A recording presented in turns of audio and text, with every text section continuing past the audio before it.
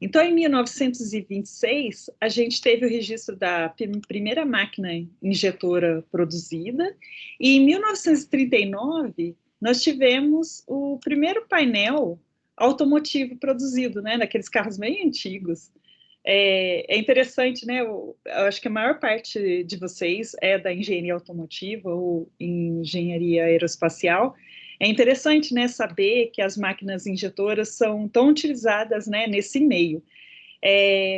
Para vocês terem ideia, esse mercado de produção de peças, né, automotivas, de termoplástico, é um mercado bem aquecido, né? Existem as empresas que são as montadoras, né, e diversas empresas acessórias, que são aquelas que fornecem as peças para montadoras. Então, nós temos empresas, por exemplo, como a Simoldes, que ela faz toda a parte interna do revestimento dos veículos, em peças injetadas, como também algumas peças, né, mais acolchoadas, né, que tem algum emborrachamento, que também é feito em polímero por outras empresas. A parte interna ali do motor, que tem alguns recipientes que são feitos também em polímero. Então, todos esses materiais são injetados, né, e são produzidos por essas empresas acessórias. Tem uma empresa ou outra que trabalha com as unidades de injeção dentro da própria indústria, como, por exemplo, a Fiat, a unidade de injeção também dentro da própria empresa, né? Uma das fases mais importantes, né, de uma máquina injetora é a produção do molde, né? A produção do molde, geralmente, ela é feita em aço, né? E aí esse molde, ele é totalmente, assim, fabricado, né, para aquela aplicação. Então, para cada modelo de carro, existe a confecção de um molde, né, e ele vai servir para toda aquela linha, né. Às vezes tem algumas peças que até elas são utilizadas para carros diferentes, né, para modelos diferentes. Então, depende aí do modelo de negócio da empresa, e aí eles fazem esses moldes. Então, a última vez que eu tive um preço, assim, de molde, né, de uma porta lateral, por exemplo, de um carro, ela ficava mais ou menos em R$ 1 milhão, só o molde. Então, são moldes, assim, bem caros, né, que tem que ser muito bem feito, né, no caso.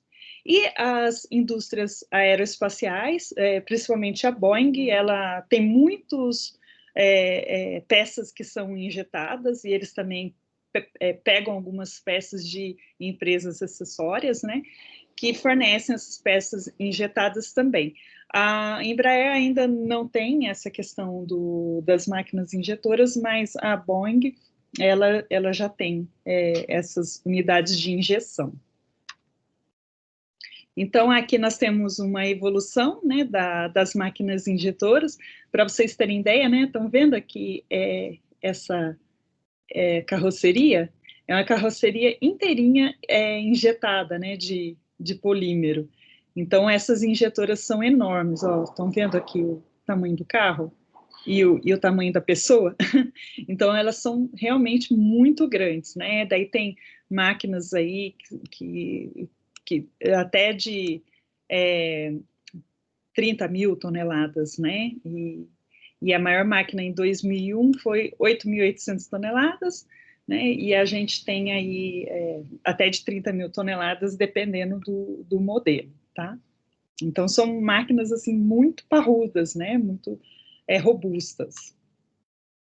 E aí, dentro, né, dessas tecnologias que abrangem os veículos, né, onde nós engenheiros podemos atuar, né, tanto no desenho, né, do molde mais adequado. Eu, inclusive, deixei um vídeo para vocês montando esse molde aqui, as peças desse molde, né, que vai ali na unidade compressora da injetora. Então, nós engenheiros podemos atuar aqui na confecção desse molde, né, onde a gente considera bastante as características do polímero para fazer esse projeto. Então, é importante, né, a gente ter as noções de desenho, né, que vocês estão aprendendo aí na faculdade. Antigamente era feito assim, né?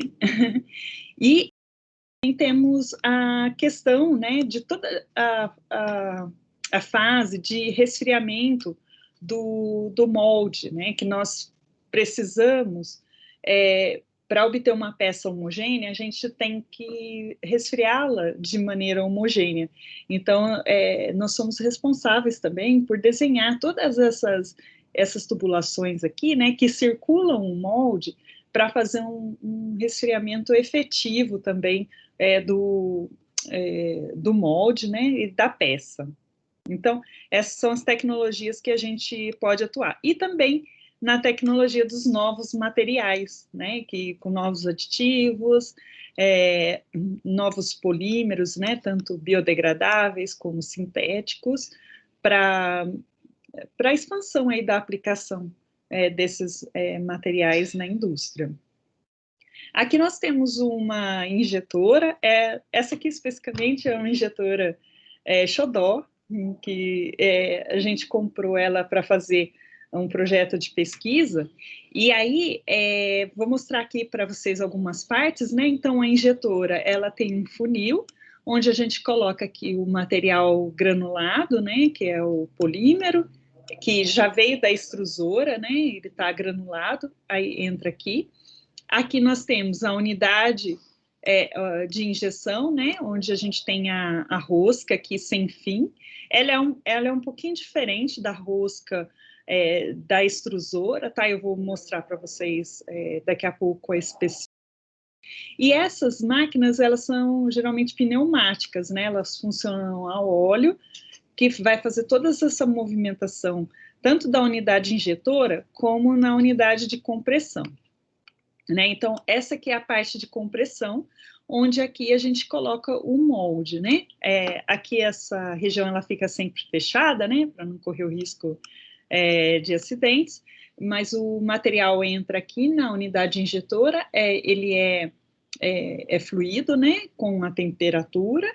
Aí eu guardo um pouquinho de material aqui dentro, né, da forma viscosa, né, ele está aquecido, e depois essa injetora funciona como se fosse um êmbolo, descarregando a massa de polímero fundida aqui dentro do molde, tá? Então, o molde, ele fica nessa região aqui, tá?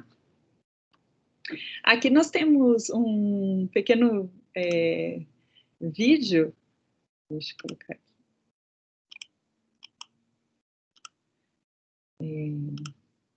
Esse aqui é a nossa injetora lá na FGA, né? Ela tá bem jogadinha, estão vendo?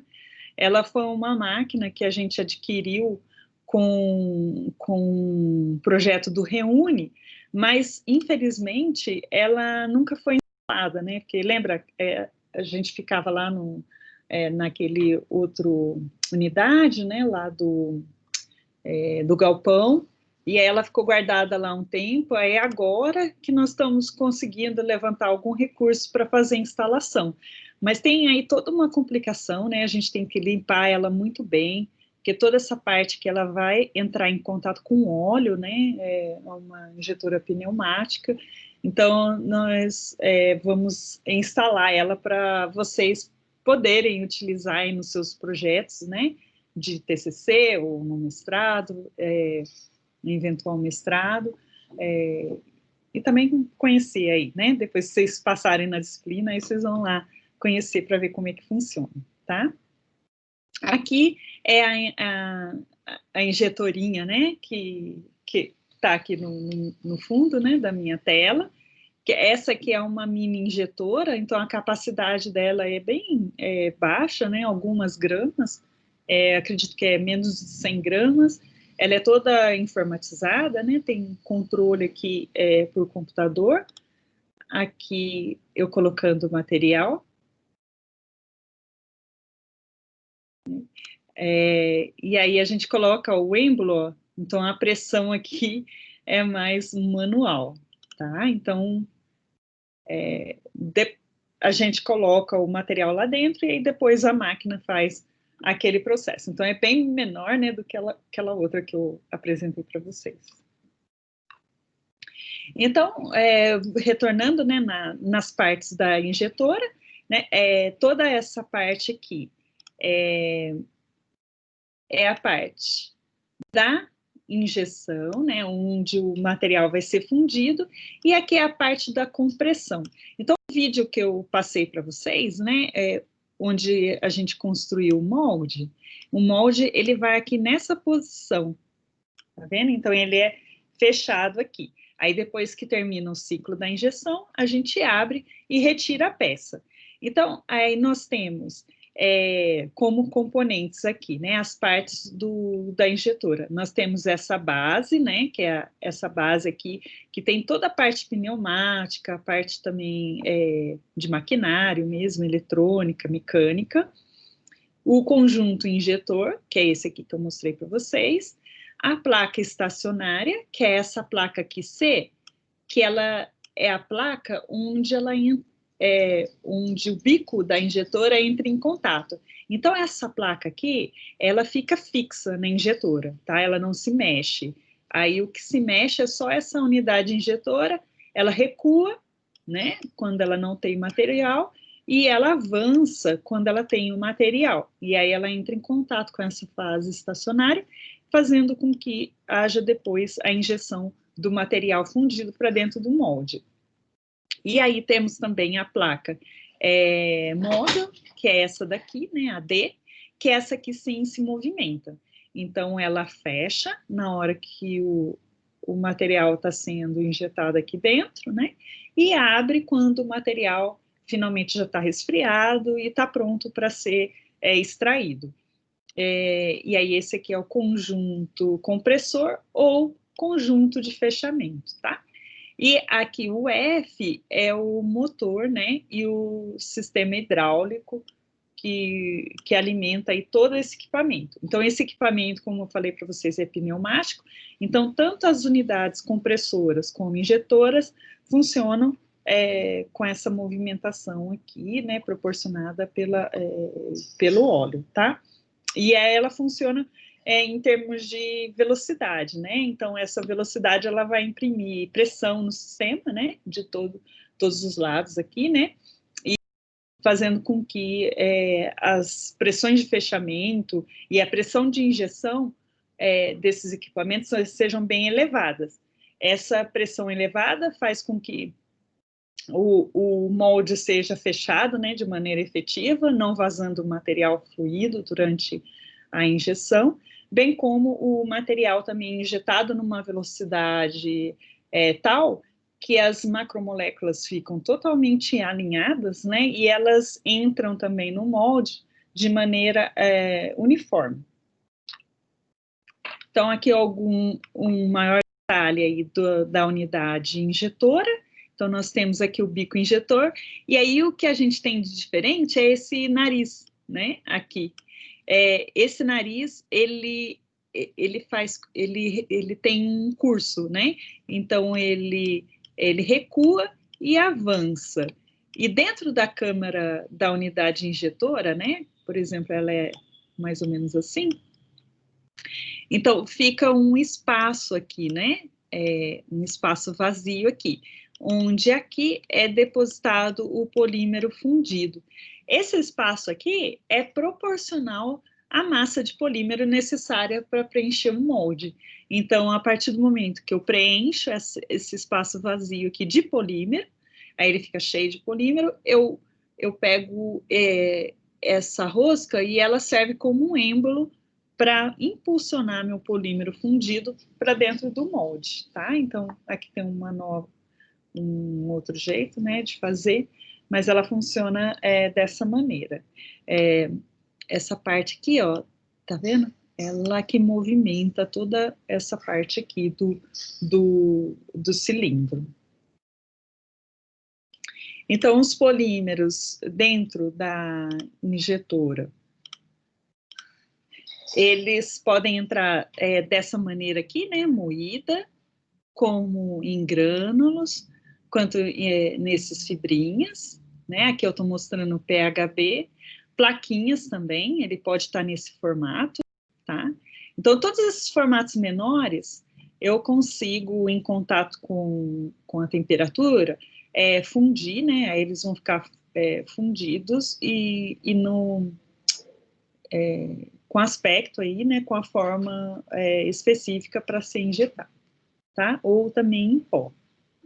Depende aí da massa molecular do material. Estou mostrando a borracha aí, a borracha não, tá?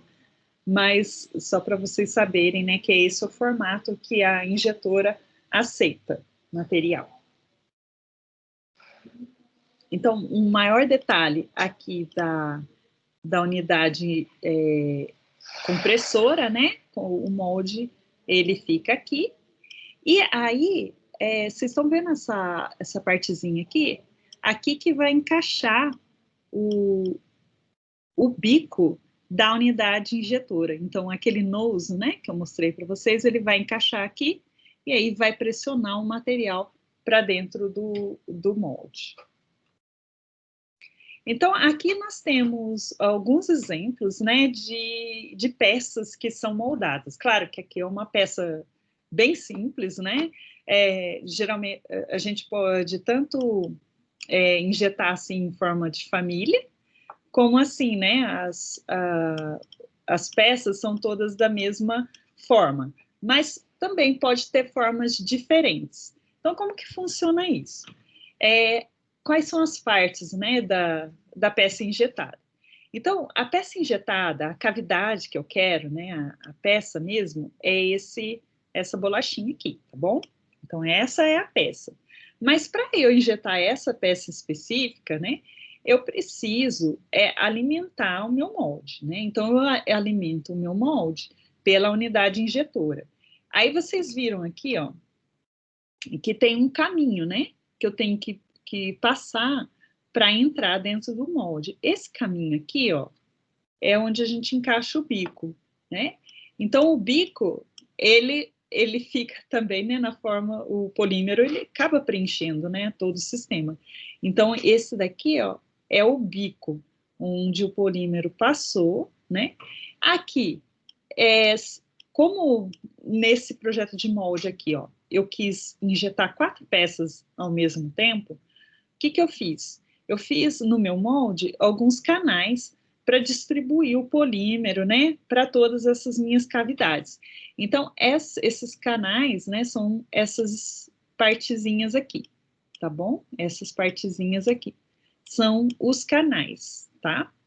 Aí os canais vão levar as entradas, que é essa região aqui um pouquinho mais estrangulada, né, que são as entradas para dentro da minha cavidade, e finalmente a minha cavidade, que vai ser a peça, né? Então, como que vai funcionar? A unidade injetora, ela vai encostar aqui na minha entrada do molde, o meu material já vai estar fundido, e aí a minha injetora vai injetar o material para dentro do molde. Quando ele injeta, o meu material, ele vai passar por aqui, ó, dentro do bico, passar pelas cavidades e pelos canais, pela entrada e, finalmente, preencher as cavidades. Então, gente, pode ser muito variado. Eu já vi moldes com até 10 peças sendo injetadas ao mesmo tempo. Depois, você extrai aqui, ó, essa cavidade, que é a sua peça, e aí vai sobrar todo esse outro material, que ele pode ser moído e recolocado no sistema para reciclagem, né? Que como o termoplástico ele funde novamente, né, com a temperatura, então ele pode ser incorporado na próxima, né, no próximo batch. Então aqui nós temos um exemplo aí de uma peça injetada, né? Eu estou mostrando aí. Então aqui é a parte do bico, um canal, a entradinha e a peça técnica. Essa aqui é uma peça que ela é de suporte de uma como que retrovisor. É a base do retrovisor, né? Onde vai ser colocado aqui o retrovisor, o espelho, vai ser encaixado aqui. Então, aí eu estou mostrando. Essa peça aqui, ela tem uma diferencinha, né, daquela outra aqui, né, que era plana, tá vendo?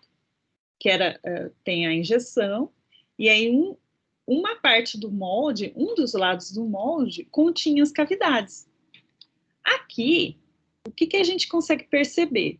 É que existe o bico, né? Ele vai entrar, né, para dentro aqui da peça, e a gente pode perceber ó, que o molde aqui, ele tinha duas cavidades. Vocês estão vendo, tem uma linha aqui de injeção, né, que é o contato, ó, essa linha aqui é o contato entre uma parte do molde e outra. Tá vendo aqui? Isso, ó. Tá? Então, essa linha aqui, ela está nos mostrando que aqui foi o encontro das duas partes do molde. Ótimo. Tá? E esses dois buraquinhos aqui, ó, estão vendo aqui? Esses foram os buraquinhos onde foi colocado o extrator para extrair a peça. Como é uma peça bem volumosa, eu preciso de uma haste, né, que empurre esse material para ele ser extraído do molde de maneira efetiva. Aqui um outro corpinho de prova, né, que a gente também injetou. Esse aqui é um polímero normal e o outro é um compósito, tá? Ambos com polipropileno. E aí vocês podem ver que também, ó, tem um buraquinho aqui que é onde a gente colocou o extrator, tá? Nesse caso aqui, a peça só está de um lado do molde, tá? Não tem aí o encontro, duas cavidades no mesmo molde. Tá? Então, como que, esquematicamente, como que funciona, né? Então, nós temos aqui a bucha de injeção, ou bico, né? Que é aquela parte que eu acabei de mostrar para vocês. Os canais, as entradas e a cavidade, tá? Mas como que funciona a pressão nesse sistema? Então, a pressão de injeção, né? Quando a gente coloca lá a pressão necessária para injetar aquela peça, a gente tem que ir lá naquelas curvas PVT, né, por exemplo, do polipropileno, a gente tem que injetar ele numa pressão alta, né, numa velocidade alta, porque como o polipropileno ele é semicristalino, quando ele resfria, ele contrai muito. Então, a gente precisa colocar uma maior pressão para ele ficar bem próximo, né, às macromoléculas, para quando ele resfriar, eles não tenham muita diferença, né, de contração, né, o volume específico dele não aumenta muito. Então, a gente aproxima bem as macromoléculas no estado fundido, para que quando ele endureça, ele já está próximo, então ele não contrai muito. Então, essa pressão da injeção é a pressão que a gente coloca lá na unidade injetora. Então, eu coloco lá 1000 bar, né? Em termos de... Posso também colocar em termos de velocidade, né? Depende aí da máquina, tá? Mas elas geralmente têm uma correspondente ali em pressão. Então, como que funciona? A pressão de injeção é a pressão que você coloca na máquina, certo? Só que como que funciona a pressão na unidade de compressão, né? Essa aqui é de injeção, e aí o molde, ele tá na outra parte da injetora, certo? Então, a pressão lá é zero, né, no início da injeção. Então, à medida que eu vou injetando o material, eu vou preenchendo todas essas fases aqui de maneira com o tempo, né? Então, primeiro eu preencho os bicos, depois o canal, depois a entrada e, finalmente, a cavidade. Então, aí a minha pressão, ela vai aumentando, aumentando. Olha só como aumenta a minha pressão na cavidade. Ela é drástica, ó, o aumento da pressão aqui, porque vocês estão vendo a restrição aqui que eu tenho é maior. Então, a pressão, ela aumenta muito. Até, finalmente, ela atingir a pressão da injeção. Quando a gente preencher totalmente a cavidade, aí eu atinjo aquela pressão nominal que eu coloquei na minha máquina, tá?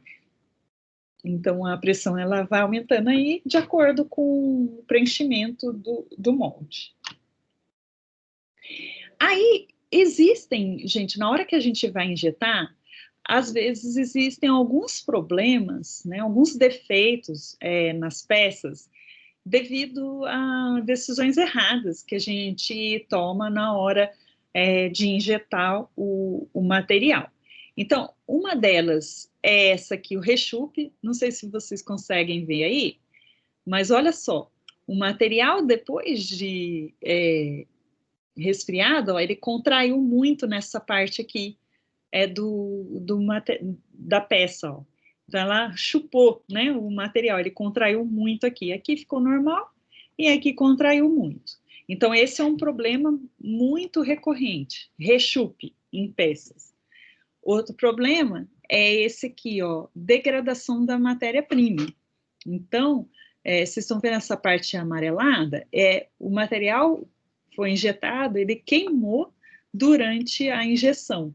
Então, houve aí a degradação da matéria-prima, né? O que aconteceu, né, para ele acontecer isso?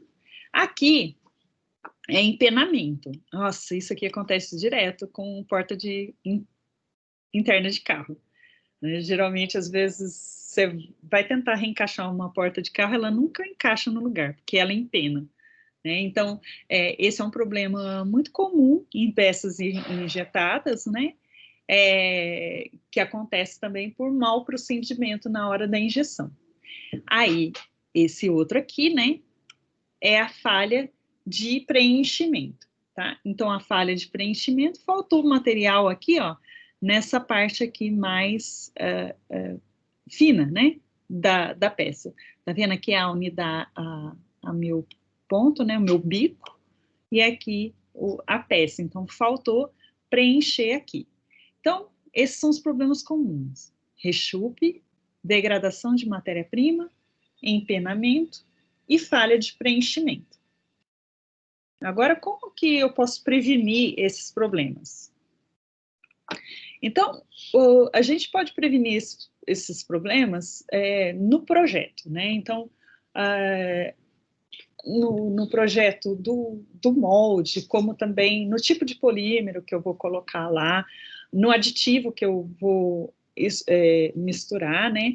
Eu tenho que considerar que essas variáveis aqui, ó, quando eu tenho uma alta fluidez, né, do polímero, né, ele vai muito mais rápido do que com polímeros que têm baixa fluidez. Então, uma das técnicas seria, né, aumentar ou usar um polímero com maior índice de fluidez, dependendo, por exemplo, se eu tenho um molde que as cavidades têm paredes muito finas. Então, eu posso tentar investir num polímero que seja mais fluido. Tudo bem, não, professor, eu tenho que usar polietileno. Ok, você usa polietileno, mas você pode incorporar antes algum aditivo, né, que aumente a fluidez desse seu material, como a gente estudou lá em aditivos, tá? Eu posso também tentar modelar tanto os canais, né, como a peça, né? Então, a peça ela pode ser um pouco mais grossinha, né?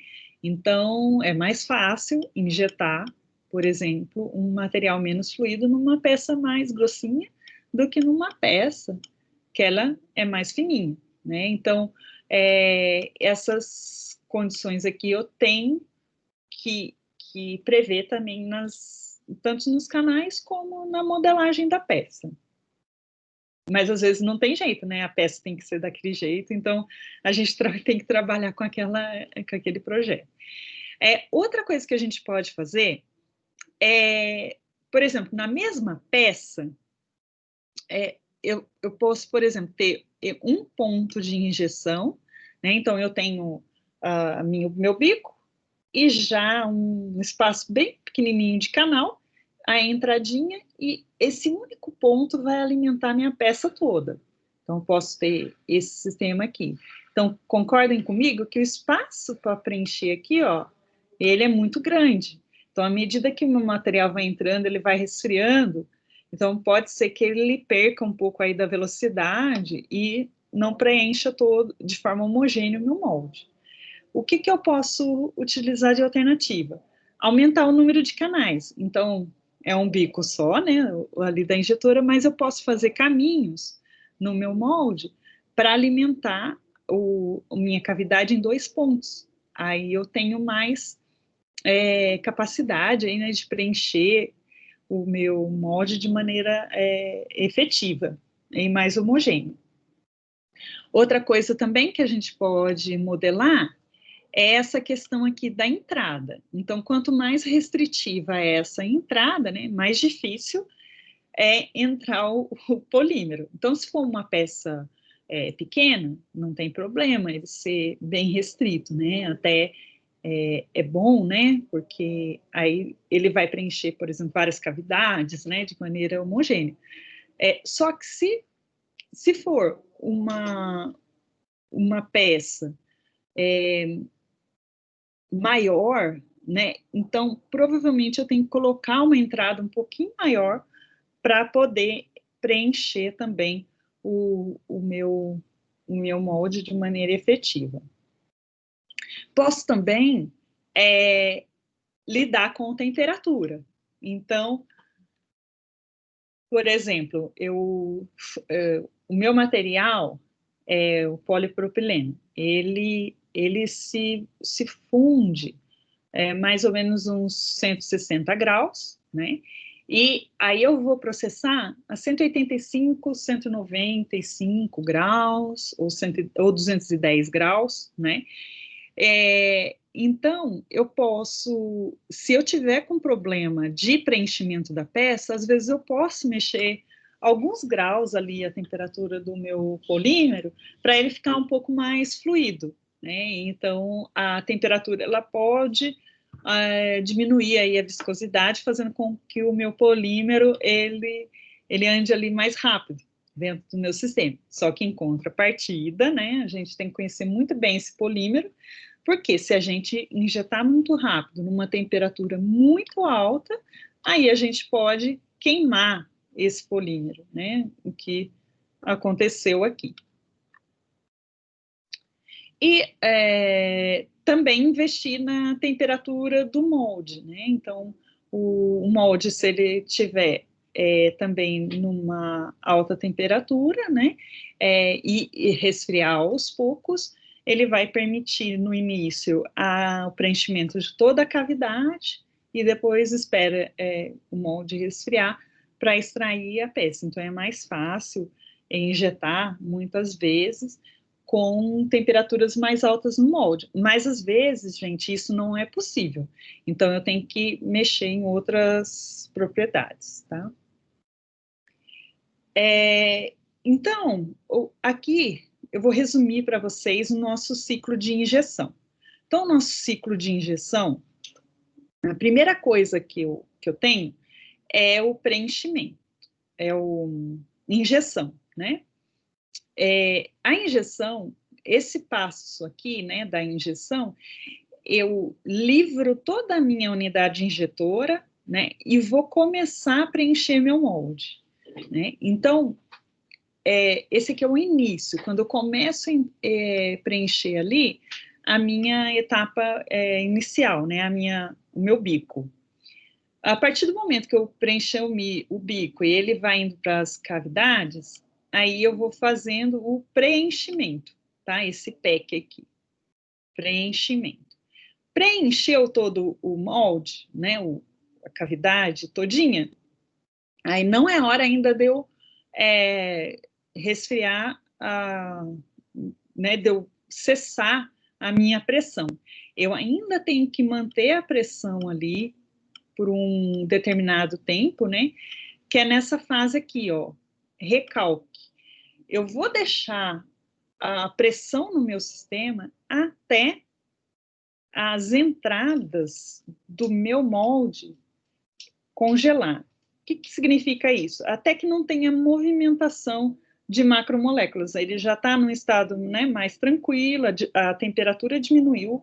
Aí sim eu retiro a minha unidade injetora, tá? Então eu fico ali segurando um tempo para ele, de certa maneira, manter comprimido o meu material ainda na forma fundida, né? Para ele não contrair na hora de, né, antes de resfriar, tá? Então, eu seguro aqui a pressão um pouco, isso que se chama recalque, tá? Até recalque. Recalque. E depois, quando, né, os gates, né, as minhas entradas congelarem, né, que endureceu ali a entrada, não tem problema. Aí é a etapa de resfriamento completo da minha cavidade, que demora um pouco mais, tá? Então, aí eu deixo lá o meu material resfriando por um determinado tempo dentro do molde, aí sim eu faço a extração, aí o molde abre, tá? Então, só recapitulando, a, a injeção, começa aqui o processo de injeção da unidade injetora para a unidade compressora. Aqui eu tenho o preenchimento do meu molde. Acabou o preenchimento, eu mantenho ainda o meu recalque para manter a pressão dentro do molde. Depois que a entrada do meu molde resfriar, aí eu abro eu mantenho, eu tiro o recalque, né, a minha pressão, só que eu ainda mantenho no resfriamento. Aí mantenho no resfriamento, e aí sim o meu molde abre e aí eu extraio a peça. Então, são esses os passos aí para fazer a injeção e obter aquela peça bonitinha que eu mostrei para vocês, né? E, então, voltando aqui nos problemas de injeção, né? O rechupe, ele é o resultado, né, gente, de um recalque mal feito. Então, se eu deixar pouco tempo ali de recalque, a minha entrada ainda não está dura, né? Não está ainda rígida. A parte interna, ela quando começar a resfriar, ela vai encolher mais do que a parte externa, tá vendo? Da peça. Então, isso aqui acontece quando eu não tenho recalque efetivo. Um problema também do rechupe acontece quando você não adiciona material suficiente para dentro do molde. Então, existe uma espécie assim no início, quando você está processando o material, né, você está descobrindo, testando aquele molde, o tryout, né? Então, às vezes eu estou colocando ali uns aditivos diferentes, uns pigmentos, e tudo isso pode mudar um pouco a temperatura de processamento desse material. E aí ele aumenta um pouco da viscosidade e acaba não preenchendo totalmente o molde, sabe? Então, se tem um espaço vazio ali, ele vai contrair e vai dar rechupe. Ao contrário, quando a gente fala do empenamento, o empenamento ele foi ocasionado porque eu coloquei uma pressão de recalque mais alta do que a pressão de injeção. Acontece esse erro assim muito, a pessoa não domina muito o polímero, né? E aí ela quer diminuir a contração, e aí ela vai lá e coloca mais pressão de recalque. Você pode incorrer em dois problemas. Você pode causar o empenamento da peça, né? Porque você insere algumas tensões residuais na peça, e também você pode quebrar o molde, porque a pressão é excessiva com o molde fechado por muito tempo. Então, o empenamento ele é resultado também de um recalque mal feito. Falha de preenchimento, então às vezes faltou o material, ou às vezes o material não está na temperatura correta e não preencheu, principalmente essas partes menores aqui, né? E outra, às vezes também faltou canais de injeção aqui. Então, vocês estão vendo que aqui só tem um ponto que vem direto do bico para a peça. Às vezes seria melhor eu fazer um caminho dentro do molde, né? Na outra parte do molde, para facilitar a minha distribuição do polímero. Então, faltou aqui um planejamento também. E aqui, isso aqui, a degradação, ela pode ocorrer em dois casos. O primeiro, quando eu uso uma temperatura muito elevada, aí acabo degradando o material, ou também eu injeto com uma pressão muito alta. A pressão muito alta, ela insere uma tensão de cisalhamento, né, muito elevada, aumentando a temperatura ali nas paredes, né, do molde. Então, ela pode também ocasionar degradação nesse caso, tá? Nesses dois casos. Ok. Então, essas são as fases, né, do ciclo de injeção. E só para elucidar para vocês, aqui é uma pecinha, sabe aquela pecinha do cinzeiro do carro? Então, aqui a gente está preenchendo, né? Ela tem 3 canais, né? Com 3 pontos de injeção. É uma peça relativamente pequenininha, mas ela preenche em várias partes, tá? E aí ele vai resfriando, olha. Ele injeta quente e vai resfriando à medida que vai fazendo o preenchimento. Então, aqui nós estamos elucidando dois passos do processo de injeção, que é a injeção e o preenchimento. Aqui ainda o preenchimento, só para mostrar para vocês, sabe aquele detalhe, né, da extrusora? Então, aqui, da injetora, então aqui eu tenho um cilindro, né, com nariz, e essa aqui é o curso, né, que fica a priori vazia e depois ele fica preenchido totalmente com um polímero. E aí essa unidade, ela avança injetando o material para dentro do molde. Então, aqui ainda a fase de preenchimento. A fase de recalque, né? Aqui, na fase de recalque, olha só, eu mantenho a minha pressão do sistema, ó, com o nariz encostado ali na entrada do molde. Então, aí eu estou mantendo pressão para dentro do molde, né, segurando lá o meu polímero fundido, para que ele não mantenha a pressão no meu sistema, né, até o momento que ele começa a resfriar, né. Finalmente, o resfriamento. Essa é a etapa, gente, que mais demora aí no ciclo de injeção, né?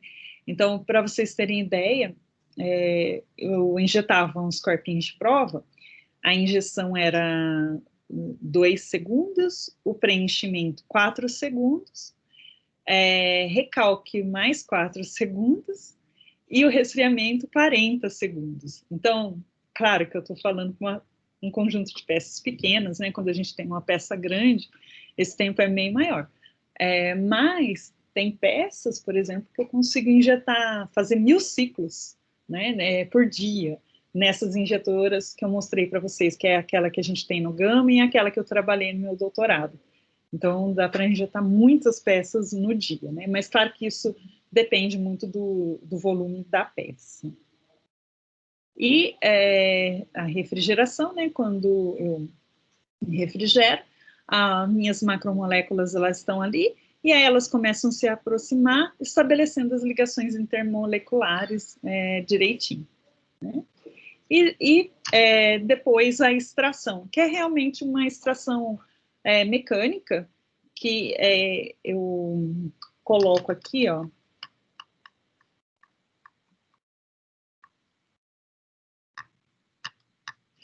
Aqui. O meu extrator, ele fica mais ou menos por aqui, e aí e ele entra dentro do meu molde, né, e acaba extraindo a peça. Ele geralmente feito numa haste metálica, tá bom? Então é isso. Aí hoje a gente viu todo o conteúdo aí de injeção.